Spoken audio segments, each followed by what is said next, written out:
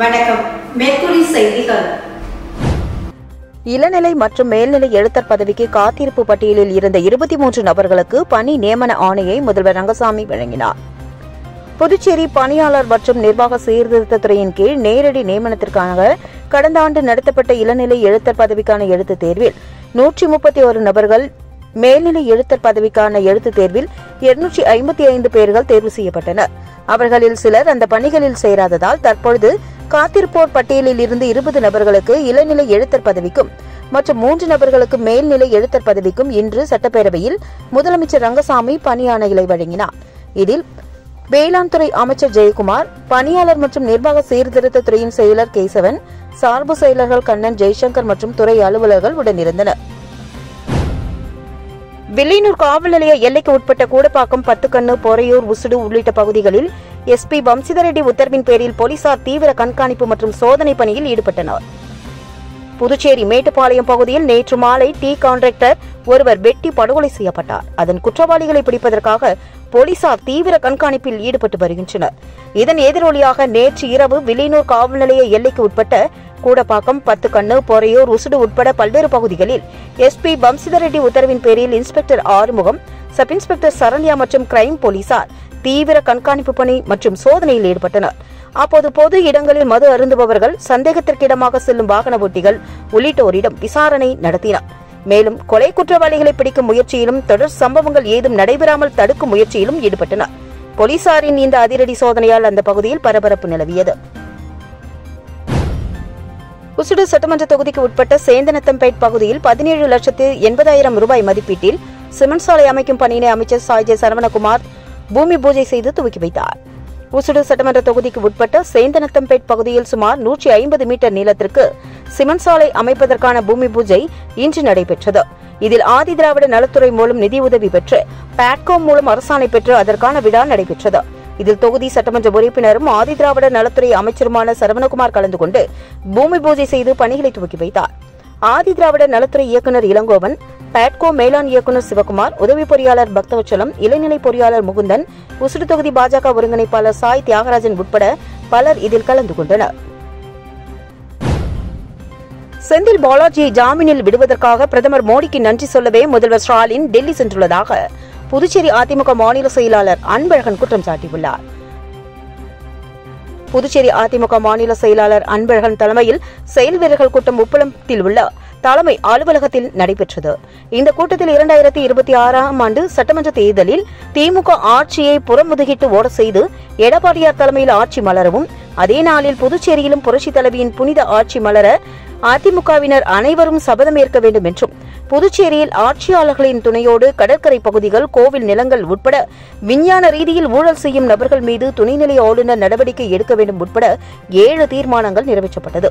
தொடர்ந்து செய்தியாளர்கள் மத்தியில் பேசிய அன்பழகன், ஊழல் வழக்கில் சிக்கி ஜாமீனில் வெளிவந்த விசாரணை கைதியான செந்தில் பாலாஜியை சுதந்திர போராட்ட வீரரை போல சித்தரித்து பட்டாசு வெடித்து திமுகவினர் கொண்டாடுவது ஊழலுக்கு துணை போகும் இயக்கம் திமுக என்பதை சுட்டிக்காட்டுகிறது என்றார்.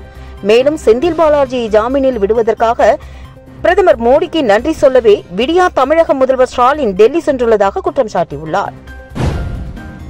பொதுப்பணித்துறையின் இளநிலை பொறியாளர் மற்றும் ஓவர்சீர் பணிகளுக்கான போட்டித் தேர்வு வருகின்ற அக்டோபர் மாதம் 27ஆம் தேதி நடைபெறவுள்ளதாக அறிவிப்பு வெளியாகியுள்ளது. பொதுப்பணித்துறையில் குரூப் பி அரசிதழ் பதிவு பெறாத தொழில்நுட்ப பணியிடங்களான 99 ஜூனியர் இன்ஜினியர் மற்றும் 69 ஓவர்சீர் பணியிடங்களுக்கு ஆகஸ்ட் 7ஆம் தேதி முதல் செப்டம்பர் 3ஆம் தேதி வரை விண்ணப்பங்கள் வரவேற்கப்பட்டது. அதில் மொத்தம் 1800 பேர் விண்ணப்பித்துள்ளனர். இவர்களுக்கான போட்டித் தேர்வு வருகின்ற அக்டோபர் மாதம் 27ஆம் தேதி நடக்கும் என்று நிர்வாக சீர்திருத்தத்துறை அறிவித்துள்ளது. இதுகுறித்து சார்பு செயலர் ஜெய்சங்கர் விடுத்துள்ள செய்திக்குறிப்பில், பொதுப்பணித்துறை ஜூனியர் இன்ஜினியர் ஓவர்சீர் பணிகளுக்கு வருகின்ற அக்டோபர் மாதம் 27ஆம் தேதி காலை 10 மணி முதல் மாலை 12 மணி வரை முதல் தாள், மதியம் 2:30 மணி முதல் மாலை 4:30 மணி வரை 2ஆம் தாள் தேர்வு நடைபெறவுள்ளது. இதற்கான ஹால் டிக்கெட்டை இணையத்தில் விரைவில் பதிவிறக்கம் செய்து கொள்ளலாம் என்று குறிப்பிடப்பட்டுள்ளது. ஓய்வூதியர்களுக்கு நிறுத்தி வைக்கப்பட்டுள்ள பயண சலுகைகளை மீண்டும் வழங்கிட வேண்டும் உட்பட பல்வேறு கோரிக்கைகளை வலியுறுத்தி தேசிய ஓய்வூதியர் சங்கங்களின் ஒருங்கிணைப்பு குழுவினர் கண்டன ஆர்ப்பாட்டத்தில் ஈடுபட்டனர். தேசிய ஓய்வூதியர் சங்கங்களின் ஒருங்கிணைப்பு குழுவினர் பல்வேறு கோரிக்கைகளை வலியுறுத்தி அண்ணா சிலை அருகே கண்டன ஆர்ப்பாட்டத்தில் ஈடுபட்டனர். இதில் ஒருங்கிணைப்பு குழு தலைவர் நடராஜன் தலைமையில் பல்வேறு சங்கங்களை சேர்ந்த 50க்கும் மேற்பட்டோர் கலந்து கொண்டு தேசிய ஓய்வூதியர் சங்கங்களின் ஒருங்கிணைப்பு குழு சார்பில் 8வது ஊதிய குழுவை அமைத்திட வேண்டும், ஓய்வூதியர்களுக்கு நிறுத்தி வைக்கப்பட்டுள்ள பயண சலுகைகளை மீண்டும் வழங்கிட வேண்டும், ஓய்வூதிய மாற்றத்தை உடனடியாக வழங்கிட வேண்டும் உட்பட பல்வேறு கோரிக்கைகளை வலியுறுத்தி கண்டன கோஷங்களை எழுப்பினார்கள். புதுச்சேரியில் இந்த ஆண்டில் சைபர் கிரைம் மோசடியில் 3712 புகார்கள் பெறப்பட்டு 8,81,53,179 ரூபாய் மீட்கப்பட்டுள்ளதாக சைபர் கிரைம் போலீசார் கூறியுள்ளனர். புதுச்சேரியில் மீட்கப்பட்ட ரூபாய் 60 லட்சம் மதிப்பிலான செல்போன்களை சைபர் கிரைம் முதுநிலை காவல் கண்காணிப்பாளர் கலைவாணன் உரியவர்களிடம் வழங்கினார். அதனைத் தொடர்ந்து செய்தியாளர்களிடம் பேசிய அவர், புதுவையில் பெறப்பட்ட புகார்களின்படி இந்த ஆண்டில் ஆன்லைன் மோசடி இழப்பு தொகை 35,17,96,143 ரூபாய், இதில் 8,81,53,179 ரூபாய் மீட்கப்பட்டுள்ளது என்றும், பெண்களுக்கு எதிரான குற்றத்தில் 47 வழக்குகள் பதிவு செய்யப்பட்டு குற்றவாளிகள் கைது செய்யப்பட்டுள்ளதாகவும், கடந்த 3 மாதங்களில் 60 லட்சம் மதிப்புள்ள 250 மொபைல் போன்கள் மீட்கப்பட்டுள்ளன என்றும், இவை சம்பந்தப்பட்டவர்களிடம் ஒப்படைக்கப்பட்டுள்ளதாகவும், இணைய மோசடிகளில் ஈடுபட்ட 300 மொபைல் எண்கள் தடுக்கப்பட்டுள்ளதாகவும் தெரிவித்தார். மேலும் லாஸ்பேட்டையை சேர்ந்த கோகிலா போலி முதலீட்டு இணையதளத்தில் 18,04,556 ரூபாயை இழந்தார். இதில் 8 பேர் கைது செய்யப்பட்டு 6 சொகுசு கார்கள் பறிமுதல் செய்யப்பட்டுள்ளதாக தெரிவித்தார். உசுடு தொகுதிக்கு உட்பட்ட கூடப்பாக்கம், கோனேரிக்குப்பம், சேந்தனத்தம் ஆகிய பகுதிகளில் உள்ள அங்கன்வாடிகளில் சமூக நலத்துறை மூலமாக முதியோர்களுக்கு போர்வை மற்றும் காலணிகளை அமைச்சர் சாய்ஜி சரவணகுமார் வழங்கினார். புதுச்சேரி அரசு சமூக நலத்துறை மூலமாக முதியோர் ஓய்வூதியம் பெறும் 60 வயதிற்கு மேற்பட்ட பயனாளிகளுக்கு போர்வை மற்றும் காலணிகள் வழங்கும் நிகழ்ச்சி உசுடு சட்டமன்ற தொகுதிக்குட்பட்ட சேந்தனத்தம் அங்கன்வாடி மையம், கூடப்பாக்கம் பகுதியில் உள்ள அங்கன்வாடி மையங்கள், கோனேரிக்குப்பம் பகுதியில் உள்ள அங்கன்வாடி மையங்களில் நடைபெற்றது. இதில் தொகுதி சட்டமன்ற உறுப்பினரும் ஆதி திராவிட நலத்துறை அமைச்சருமான சாய்ஜி சரவணகுமார் கலந்து கொண்டு முதியோர்களுக்கு போர்வை மற்றும் காலணிகளை வழங்கினார். சமூக நலத்துறை அதிகாரிகள் மற்றும் பாஜக தொகுதி ஒருங்கிணைப்பாளர் சாய் தியாகராஜன் உட்பட பொதுமக்கள் பலர் இதில் கலந்து கொண்டு சிறப்பித்தனர். புதுச்சேரி சேதராப்பட்டு பெரிய ஏரியை மழைக்காலத்திற்கு முன்பாக தூர்வார அப்பகுதி மக்கள் அரசுக்கு கோரிக்கை விடுத்துள்ளனர். புதுவை மாநிலம் சேதராப்பட்டில் பெரிய ஏரி ஒன்று உள்ளது. இந்த ஏரியை சரியாக தூர்வாராததால் கடந்த 6 மாதத்திற்கு மேலாக ஆகாய தாமரைகள், பாசிகள் என பல்வேறு ஆக்கிரமிப்பு செடிகள் வளர்ந்ததால் தண்ணீர் மாசடைந்து வருகிறது. இந்த தண்ணீரை விவசாயத்திற்கும் பொதுமக்கள் பயன்படுத்த முடியாத அளவிற்கும் மிகவும் மோசமாக காணப்படுகிறது.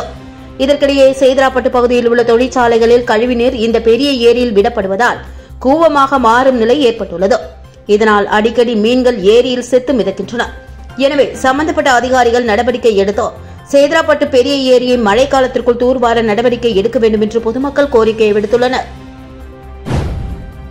பரிசுப் பொருட்கள் அனுப்புவதாக கூறி 13.65 லட்சம் ரூபாய் மோசடி செய்த வழக்கில் நைஜீரிய நாட்டை சேர்ந்தவருக்கு 3 ஆண்டுகள் சிறை தண்டனை விதித்து புதுச்சேரி நீதிமன்றம் தீர்ப்பளித்துள்ளது. புதுச்சேரியை சேர்ந்த பெண்ணிடம் மர்ம நபர்கள் பரிசுப் பொருள் அனுப்புவதாக கூறி இணைய வழியில் 13.65 லட்சம் ரூபாயை மோசடி செய்தனர். இதுகுறித்து பாதிக்கப்பட்ட பெண் சைபர் கிரைம் காவல் நிலையத்தில் கடந்த 2021ஆம் ஆண்டில் புகார் அளித்தார். இது தொடர்பாக போலீசார் நடத்திய விசாரணையில் புதுச்சேரி பெண்ணை ஏமாற்றி மோசடி செய்தவர்கள் நைஜீரிய நாட்டை சேர்ந்த எக்கோ ஓஹோ, ஒசேமா பேவர் பேட்ரிக் என்பது தெரியவந்தது. அவர்கள் பெங்களூருவில் தங்கியிருப்பதும் கண்டறியப்பட்டது. இந்த வழக்கில் சம்பந்தப்பட்ட எக்கோ ஓஹோ தலைமறைவாகிவிட்ட நிலையில் ஒசேமா பேவர் பேட்ரிக்கை போலீசார் கைது செய்து காலாப்பட்டு மத்திய சிறையில் அடைத்தனர். இந்த வழக்கு விசாரணை புதுச்சேரி தலைமை குற்றவியல் நீதிமன்றத்தில் நடந்து வந்தது. விசாரணை முடிந்த நிலையில் ஒசேமா பேவர் பேட்ரிக்கு 3 ஆண்டுகள் சிறை தண்டனை, 30,000 ரூபாய் அபராதம் விதித்து நீதிபதி பாலமுருகன் தீர்ப்பளித்தார். அரசு தரப்பில் வழக்கறிஞர் கணேஷ் ஞானசம்பந்தன் ஆஜரானார். காரைக்கால் அரசு பொது மருத்துவமனைக்கு 11.5 கோடி ரூபாய் செலவில் புதிதாக வாங்கப்பட்ட MRI ஸ்கேன் கருவியை அமைச்சர் திருமுருகன் பார்வையிட்டு இயந்திரம் குறித்த விவரங்களை கேட்டறிந்தார். காரைக்கால் மாவட்டத்தில் உள்ள அரசு பொது மருத்துவமனையில் அதிநவீன சிகிச்சைக்கான கருவிகள் ஏதும் இல்லாததால் காரைக்கால் மக்கள் விபத்து உட்பட பல்வேறு பிரச்சினைகளுக்கு தஞ்சாவூர் அல்லது புதுச்சேரியை நோக்கி செல்ல வேண்டிய சூழல் இருந்து வந்தது. இந்நிலையில் இங்கு அதிநவீன ஸ்கேன் கருவிகளை நிறுவிட பல்வேறு தரப்பினரும் கோரிக்கை விடுத்து இருந்தனர். இதனை அடுத்து அமெரிக்காவிலிருந்து ரூபாய் 11.5 கோடி செலவில் அதிநவீன MRI ஸ்கேன் வாங்கப்பட்டது. இதனை காரைக்கால் அரசு பொது மருத்துவமனையில் நிறுவும் பணி நடந்து வருகிறது. இந்த பணியை அமைச்சர் திருமுருகன் நேரில் சென்று பார்வையிட்டு MRI ஸ்கேன் இயந்திர குறித்த விவரங்களை கேட்டறிந்தார். பின்னர் செய்தியாளர்கள் மத்தியில் பேசிய அவர், புதுச்சேரி மற்றும் காரைக்காலுக்கு 2 MRI ஸ்கேன் இயந்திரங்கள் 23 கோடி ரூபாய் செலவில் வாங்கப்பட்டுள்ளது என்றும், இதில் காரைக்காலுக்கு 11.5 கோடி எனவும் இந்த எம்ஆர்ஐ ஸ்கேன் இயந்திரம் செயல்பாட்டுக்கு வர 40 நாட்கள் கால அவகாசம் தேவைப்படும் என்றும் தெரிவித்தார். பின்னர் சிடி ஸ்கேன், எக்ஸ்ரே மற்றும் மாமோகிராம் மற்றும் இயந்திரங்கள் வாங்கப்பட உள்ளதாகவும் அவர் அப்பொழுது தெரிவித்தார்.